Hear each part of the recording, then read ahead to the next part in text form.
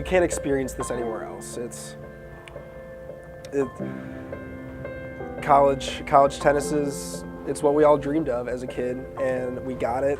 We worked our heart out, and it's over. I came into college my freshman year last year, and I was having the greatest time of my life. I always wanted to be a college tennis player, and then one day they sit you down in a room and tell you your sport's going to be cut.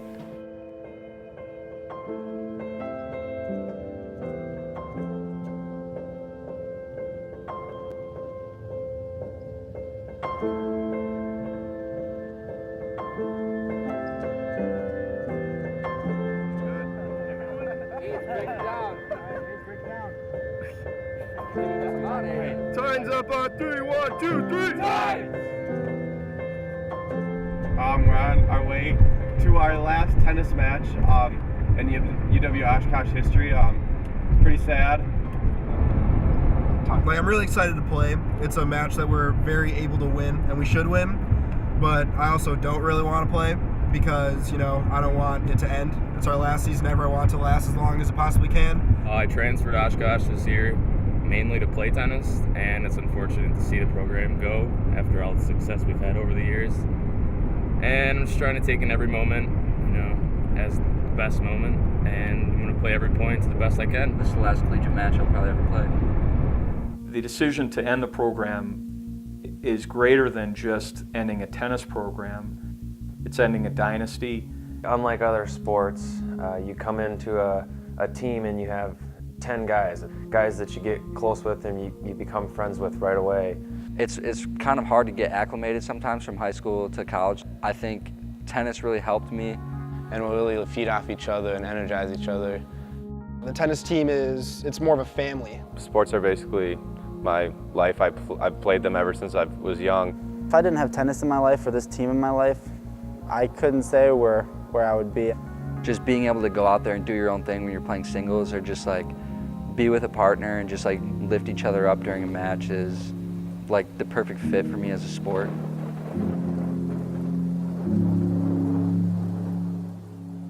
We have cut 2 sports teams, NCAA teams, and it's that simply that saved us. GPR athletics, I think, stepped up early in this process and wanted to be a part of this institutional crisis that we're in, and so I thought that was very admirable.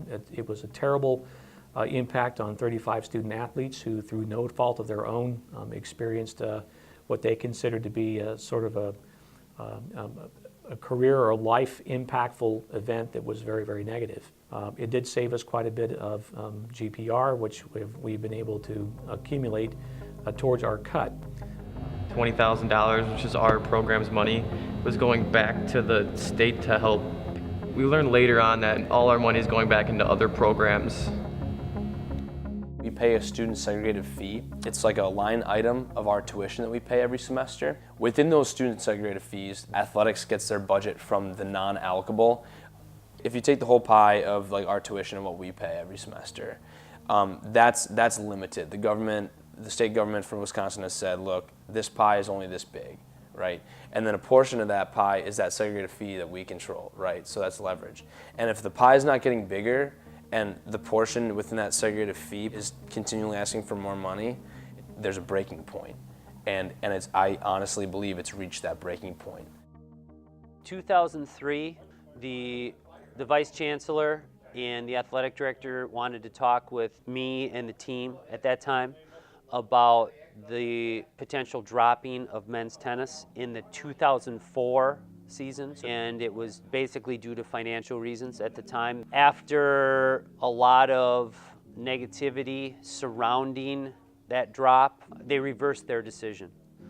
It took a while to overcome people's perception that it was going to be dropped. So recruiting was difficult. I had people asking me all the time about, are they going to drop anything else? Are they going to drop women's tennis? Decisions that are made set precedent. Honestly, if I were a high school senior and I found out that UW Oshkosh cut 2 athletic programs, their whole athletic program is under scrutiny too. With my degree, I could have really gotten what degree I was going for really anywhere. but they asked me to come play tennis here, and that was really the deciding factor. There were two things I was really excited about. One, they had the perfect major for me, and two, there was tennis here. All throughout high school, I really wanted to play college tennis, and I knew I wanted to go somewhere where I had an opportunity to play tennis, and that's probably one of the biggest reasons why I chose Oshkosh. If there was not a tennis team, or I knew there wasn't going to be 4 years of a tennis team, I would not have chose this university. They learned nothing from the first go-around. It doesn't pay to drop.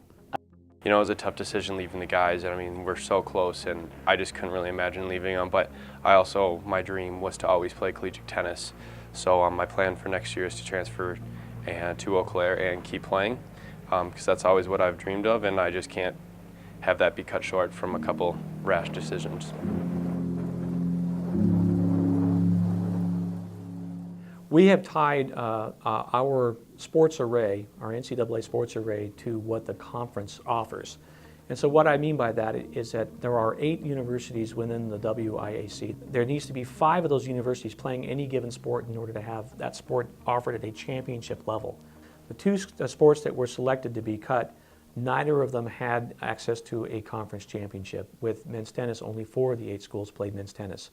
Every other sport that we offer has more than 5, and in most cases 8 teams playing in that sport. Right now, we can't afford to have sports that cannot compete at the conference level. Really, a conference didn't necessarily matter for at least tennis teams. It truly is the ability to get to nationals that is the ultimate goal for any college tennis player. I think it's important to know that, you know, if they were to become a club, they would still be requesting money and taking money from the university. Well, then in theory, you didn't really save much money, did you? Yeah, it definitely didn't seem like good enough reasons at all to actually cut a sport. I know you have to make tough choices. You make tough choices by cutting across the board and not necessarily getting rid of programs. I know if I were a coach and somebody came to me and said, hey, we have to cut your budget by 10% or we're getting rid of 2 programs, I would easily take the 10% cut, because I don't want anything to go away. Unless there's a really, really good reason, it's just not worth it. We asked him so many questions about if there's any way we can save the program, like can we fundraise, can we find a conference, stuff like that, and he just totally shut us down on everything we said. And earlier this year, we started looking for a conference and we started raising money, and we raised more than enough money to sustain our team for a couple of years. And he just totally kept shutting us down. The type of people that are there to save our sport and protect our sport are the athletic department, and they're the people that were there in the meeting telling us straight up, like, yeah, I'm sorry, your sport's been cut, there's nothing you can do, it's just the way it is. Fundraising is seen as a one-time thing. They realize that, yes, that's awesome and it could probably happen, but fundraising can't be sustained as a line item in a budget. There's incredible risk to it, and the positivity of the situation, how, you know, well, why can't we just give it a shot, I think is admirable. I think should be considered. I think it's wrong for our university to not consider that. However, that risk that I think Daryl and the chancellor and our university decided to be too much to allow, which is a decision that they have the prerogative to make. The underlying financial stability of a sport must be provided by the university. And if we're not in the position to do that, we simply can't have the sport. So I cannot have an array of sports that are funded by different mechanisms. The sports that we are choosing to support are the ones that are supported by the university, that are enhanced with fundraising, but cannot live strictly on fundraised dollars.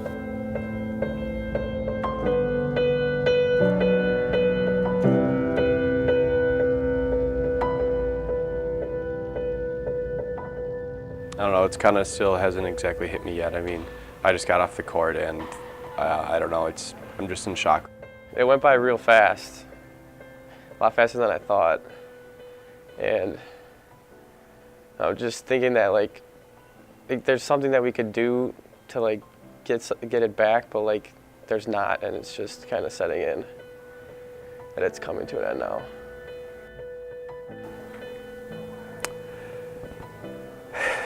It's a little surreal. You don't want to accept it. You know, this is a sport that we've been playing for since we were 4 years old. We put our heart and our soul into a tennis racket and a court, and it's sad to know that we're never gonna have the pleasure of competing on this level anymore. I just hope some of the guys that only have 1 year of college tennis go and take their opportunities and skills somewhere else and transfer and go play for a school that really wants them there. It's just been a great time all around this season. I wish we had one more together because these guys really do deserve one more season to play out their whole entire career here. I just wish the people making this decision would really see how much this is affecting people.